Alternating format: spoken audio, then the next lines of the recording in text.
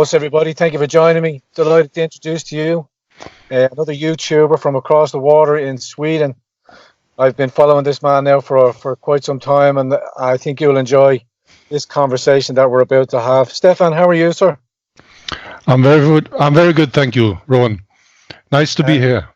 Nice to meet you too. I've been following your YouTube streams, and I'm quite fascinated by just the matter of fact, the way you present that, and I find it quite refreshing, because we don't often get to hear what's going on in your country of Sweden, because there's a lot of misinformation going around, and I find you're a great source of information as to actually what's happening and what the mainstream media in Sweden and indeed your political class aren't telling your citizens over there. Can you just give me a quick background to you, how you started off quick broadcasting and pushing out your truth to where you are yesterday when we spoke about the great hand grenade attack that you suffered, or great explosion? But quickly, briefly, a quick snapshot of you and how you got into all of this yourself. We started with the Brexit, actually, the campaign.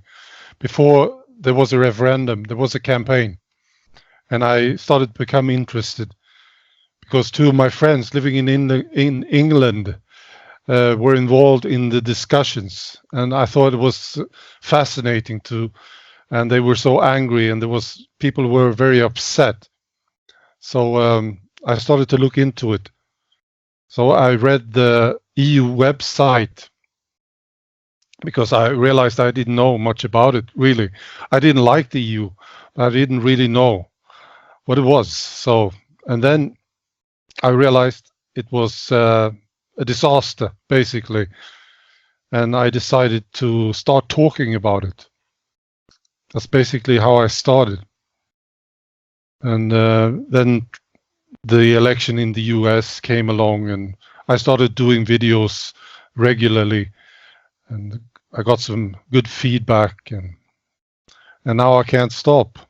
Yeah, it's pretty much like myself. I just became disheartened with the FGMs that were happening over here in Ireland, and the conversation steering towards that we've built these two state-of-the-art FGM clinics in Ireland, but nothing about the children being sent away, having the FGM performed by witch doctors and coming back here.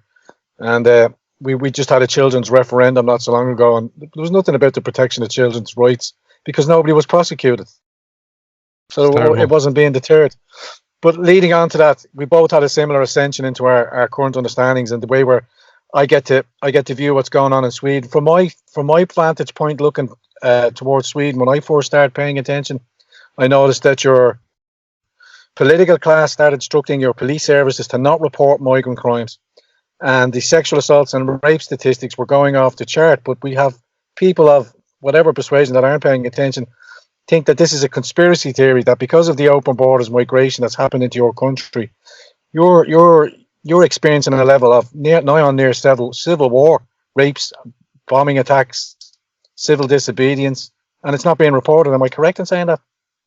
Well, I think you are, actually. Yeah, there's been it's been really bad in Sweden for a long time, and I started to realize it more and more as I was looking into it. It's not just the criminal activities and the raping. What I think is the worst in Sweden is the silence that has been going on for so long, and how the establishment worked actively to silence people. It was like a setup, and it was like a strategy. Well, they wanted this. They wanted multiculturalism, and they wouldn't take any criticism about it. Yeah. So I think this has been the worst. So people had to work really hard to understand what was going on. And all these people now, more people have joined, of course, speaking up. They had to take this beating personally, just to speak. Yeah. So that's been, I think that's been the worst, because if people can't talk about it, there's no change. There's no way to resolve it and come to an Exactly. understanding between two people and how to resolve the issue. It's just by ignoring it and suppressing the freedom of speech and the freedom to critique and to call out what they see as this isn't how a normal society operates. And these people. Sorry, I lost you. Oh, sorry, Stefan. I was just saying, the rule of law is not being applied, and our new visitors, our new guests, our new people that require our help are not conforming to the secular rule of law and respecting personal space and property rights, and don't seem to have a grasp of that. But our political class seem to be selling us out. Do you think there's an agenda behind that, or is this just the outcome of opening your free borders and allowing the free movements of the world to come into your country? I think it's a definite agenda. This has been planned, because when I started to look into it, I realized the same thing is happening in so many other countries, and it's very similar. The strategy has been very similar. And I think the big realization I had the other day, actually, it's really up to us to inform the people, because nobody else will. So, and as we know about this, there comes this responsibility to educate and to tell the truth. So it's up to us, basically. You know, people like to blame. I'm sure you heard this in Ireland too. You blame the Irish, right?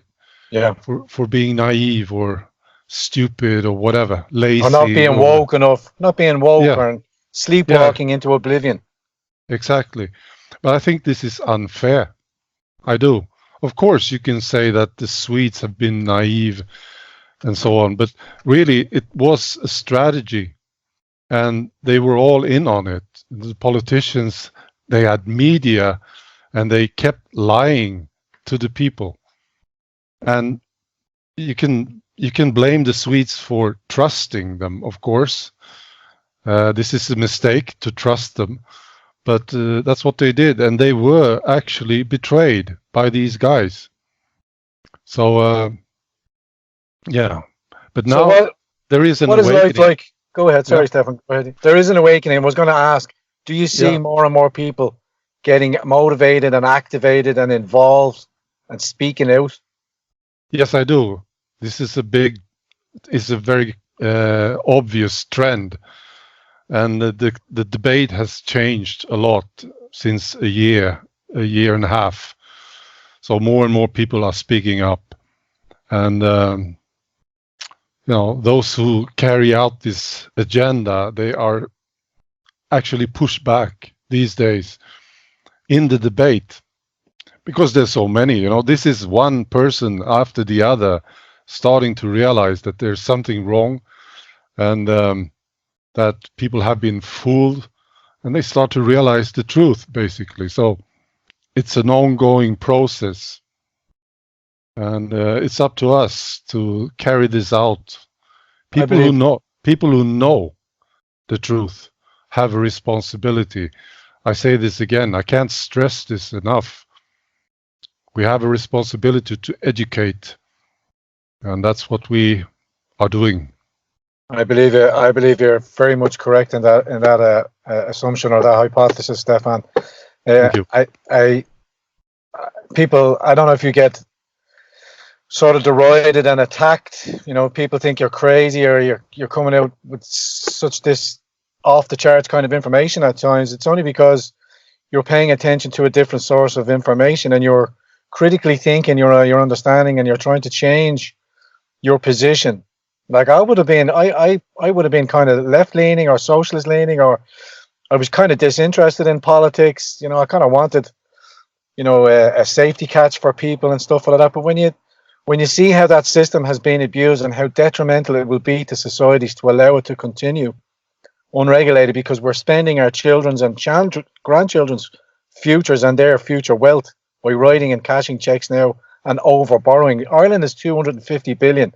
And steadily climbing, looking to borrow a further 50 billion off Europe, when I firmly believe that there's a crash looming out at the end of this year, beginning of next year. But our political class are insistent that they're going to borrow 50 billion and bring another million migrants here. No background checks, no nothing, just going to facilitate it. And we can't even look after our own here. We've 10,000 homeless Irish on the streets. We have something like some saturation points of 50-50 demography charts in certain towns and countries. It's like places changing so rapidly. We have 20% foreign national in just 15 years, as opposed to 16% from the UK in 30 years of immigration. Do you have any stats or any things you could send on from Sweden that are comparable? Well, it's mad, isn't it? Wow. Well, in Sweden, we accepted the big year was 2015. Yeah. When there was 163,000 asylum seekers. But we have a steady flow going on. We do. It's like, I don't have the numbers, really, but it hasn't stopped. It just slowed down a bit. But the government that we have, they are actually very soft. Very socialist, very left-leaning, very... Yeah, socialists, Greens. Yeah. And it's a recipe for disaster because it just seems to acquiesce from one demand from the new immigrants to the next at the seemingly the cost of the indigenous society that's ruling there, that's had its traditions are having to change to conform for the new ideologies and multiculturalism that's pouring in. And I, like you, seem to say, and I want to talk and express that multiculturalism is failing. And the sooner we spread that message and tell these people, look, there is a different path. We can help numerous amounts of people, but at this altar of worship of GDP is not how a country should be run. It's society. It's societal. How shall I say? The normality of society that, you know, I just feel like we're bringing in cultures that are just completely antithetical to our way of life, and the sheer numbers and scales are starting to subsume us, and we're not paying attention to the early warnings or the early flag warnings, you know, to address these things, situations honestly. Like, you're getting hand grenade attacks. You've got no-go zones where police won't even enter. Is that true or false? Because it seems to be called out openly as false information. It is true. The police themselves, they say that there are 61 of these no-go zones in Sweden, and it's growing. And some of them are really bad. And these are suburbs, basically, to major cities. And the police can't go in there without an escort. Yeah. And the fire brigade, they can be called to a fire and they won't go unless they have an escort. See, that's how bad it is. And some of these, you know, I used to live in Stockholm, and I used to work in some of these areas in the past, in the 80s, and I don't go there anymore. It's just not safe. So it's true, we do have them. Isn't that a terrible thing to think in your own? I mean, we've always had bad elements, and you'd have kind of more suspect areas, but to have general near townships now, towns and housing estates that are practical, you cannot go down there and walk there as a free person without fear of assault or something else worse happening to you. My further understanding and paying attention is some of the Swedish women are now taken to either covering up their hair or dyeing their blonde hair black so as not to attract unwarranted attention. And can you speak to us about the situation in Malmo? I mean, Malmo seems to be completely taken over by all accounts. Well, it's really bad in Malmo, let's say. Yeah, it's the worst place, to say it's been run by the socialists forever, and it's just bad. And they can't keep up with the welfare system anymore, so they have to get donations from the rest of the country just to support their citizens. And then you have the crimes, so on. Of course, there are areas still in Malmö where you can live a decent life. Yeah. Of course, it's a big town, but then there are areas where you shouldn't go, really. And sort of the Swedish establishment, the politicians, they have sort of accepted it. I think they realize that they can't handle it, you know. Do you think they sort of they want the Swedes? It seems to me they want the Swedes to accept this new reality. And just accept it and damn the societal consequences. Like you had the truck of peace in Sweden, and there was a lovely 11-year-old child that lost their life, and the outcry was short and brief, and there was thoughts and prayers and all that kind of. But it just seems to be progressively working without any change. We'll put up speed barriers to prevent trucks from going down roads now, and we'll curtail open celebrations of Christianity, or like that. Or we're noticing now more and more in Europe, anti-Semitism is growing in the rise. But where's it coming from? People won't be honest enough to call it out from where it is coming from. So. Coming up on the last few minutes, I want to keep it short and sweet, Stefan, because we're kind of limited on power. I've always maintained, and I think, and you suggested in one of your last videos there, that Sweden is slowly moving to a patriotic kind of nationalistic. You've heard certain politicians now start to speak the rhetoric of questioning open borders or questioning multiculturalism, but it's kind of like a toothless bear. Do you see any real nationalist populist ideas parties forming in Sweden? Well, there are two parties actually. One, the Nationalist Party, the Sweden Democrats. They are sane, I would say, and I voted for them in the European election lately.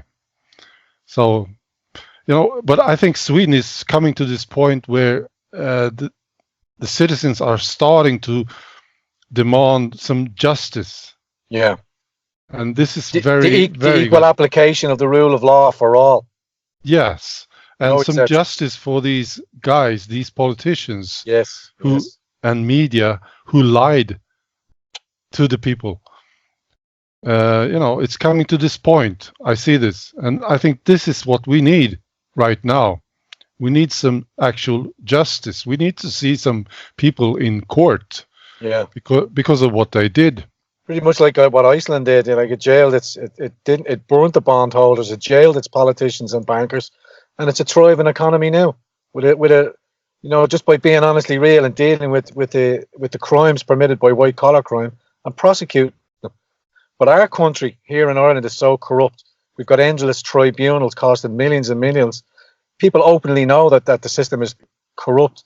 The ballot box seems to be corrupt as well and not true. So we're getting politicians that openly destroyed a serving police officer's good reputation, proven to be false, but then just got elected to Europe, for openly being caught out on a lie. But the people, that's why I say that the ballot box was compromised. So we have to kind of win the culture war and get enough people invigorated and invoked enough to support a movement or a group of people that will say, look, we have an alternative here. We can help a lot of other people, but we need to maintain our borders and look after ourselves inside and kind of balance it out and not just let the corporate governments from corporations override the pressing need of societal needs, like homelessness. Suicide is going through the roof. Our rape stats are starting to steadily climb and not being openly talked about and addressed because our mainstream media is suppressing free speech. Just on that last few comments there, Stefan, and I'll let you finish out the show. Just before you answer that, just remind people where they can find you and your YouTube channel and anything else you want to say to us while you're here. Well, the channel is SANITY for Sweden. Yes, that's where you can find me on YouTube and on BitChute. Yeah, that's where it is. It's fun to do this. Yeah. I love doing it, and I love comments and people talking. A lot of bright people. Are you in an isolated region of Sweden? Where are you in a main city? Do you get any attacks for speaking the way you speak, or any criticisms? Yeah, I moved from Stockholm, the capital city of Sweden, to this farmhouse.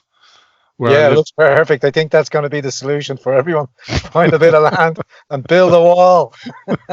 I just want to be left alone. Yeah, Yeah, do whatever you want. Just leave me alone. That's what I want from my government. Yeah, just crack on. Just leave me alone and stay out of my pockets. yeah. Well, it's Okay. nice here. It's nice here, so I like it. Yeah, it sounds And fantastic. I think it's beautiful what you're doing. And you. Very, very good. And I think it's good, to unite. And this is what we need worldwide. And that's one of the very positive things about having a YouTube channel and speaking out, is because you feel that you're getting to know so much people, bright people, people who are not afraid to speak up. And we see this change happening now. And it's thanks to people like us, people commenting, watching, sharing, talking. Yeah. It's great to see this. It's great. We have this new format where we're able to share, even though they're starting to censor us down and more accounts are being closed and demonetized, and they really are pushing it out now. But we won't stop, because other voices will come up around us and take up the culture. If we do get suppressed or we do get, pushed to the side, more and more people are taking that step and speaking out on their own platforms too. Yeah, Whatever they will not be able to stop this. There is no way, unless they form, police states all over the place. Yeah, that's what they want. That is what they want, Stefan. Stefan, Yes. we're going to keep this portion a little short, brief one, because our recording situation isn't at its optimum. I want to thank you very much for joining me and sharing your information about the comings and goings on in Sweden. We will do this again quickly in the future, and if any updates, we will touch in again, share some more information. Also, did you have a site or a location for that last broadcast where that citizen went himself and got all the court proceedings to prove the 4,000 cases and prove the statistics of openly prosecutable cases on the rape counts? Remember you did that? Yeah, I do have a link. It's all in Swedish though, but I have a link to the actual report. Can you forward it on to me, and I'll drop it into my my Dropbox here. Regardless of it, we got translating, we got translations and all that kind of stuff. We can see the charts. We want to understand the information. So I'll stick that in the Dropbox. If you could send that to me later on, Stefan, it was an absolute joy and a pleasure to meet you. I'm sorry for such a short, brief time, and we'll see you again on the next episode of the Grand Torino. Thanks very much. Great talk. Thank you.